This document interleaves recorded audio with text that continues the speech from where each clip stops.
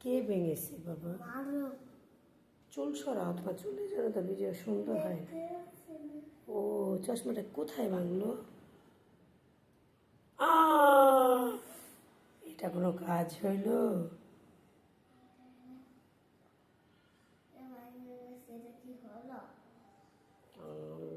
তাও তো চশমা পরে না তো চোখেতে।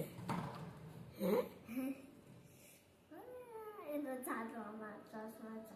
ও বাবা, তুমি জাদু জানো? হ্যাঁ আমি ভয় পেয়ে গেছিলাম যে তুমি কবিরাজ হয়ে গেছো নাকি, জাদু জানো বলতেছ। হ্যাঁ